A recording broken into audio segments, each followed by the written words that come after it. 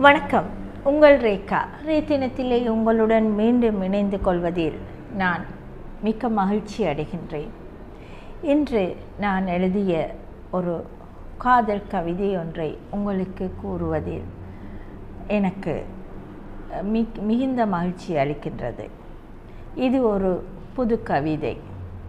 பனியில் நனைந்த பூவிதழ்கள். பனியில் நனைந்த பூவிதழ்கள் கனியாக முன்பே கருத்தை கவர்ந்தன. கனியாக முன்பே கருத்தை கவர்ந்தன. பனியில் நனைந்த பாரிஜாத பூவிதழ்கள்.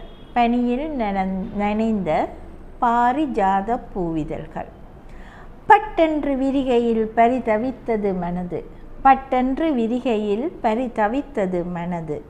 சட்டென்று தேனுண்ட சில்வண்டாகச் சிலிர்த்து. சட்டென்று தேனுண்ண சில்வண்டாக சிலிர்த்து சிதைந்தது எந்தன் சின்ன இருதயம்.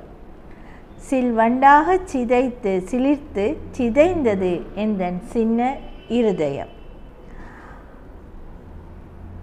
அருந்தது மனதின் ஆசைகள் அத்தனையும். அருந்தது மனதின் ஆசைகள் அத்தனையும். தேவதை அழகை தேனாகப் பருகிடவே. அருந்தது மனதின் ஆசைகள் அத்தனையும். தேவதை அழகை தேனாகப் பருகிடவே. தேவனை வேண்டினேன் தேவை இரு விழிகள் என்று. தேவனை வேண்டினேன் தேவை இன்னும் இரு விழிகள் என்று. என்ன நேயர்களே, காதல் காதல் காதல் காதல் இல்லையேல் வாழ்க்கையில் வேறு என்ன வேண்டும்? எல்லோருக்குமே காதல் தான் இந்த பூமியை அடிப்படையாக கொண்டு இயக்கிக் கொண்டிருக்கின்றது. எனவே இந்த காதலர் மாதத்தில் இந்த காதல் கவிதை உங்களுக்கு பிடித்திருக்கும் என்று நம்புகின்றேன். மீண்டும் நாளை இன்னொரு காதல் கவிதையுடன் காதலர் மாதத்தை ரேகாவோடு கொண்டாடுங்கள்.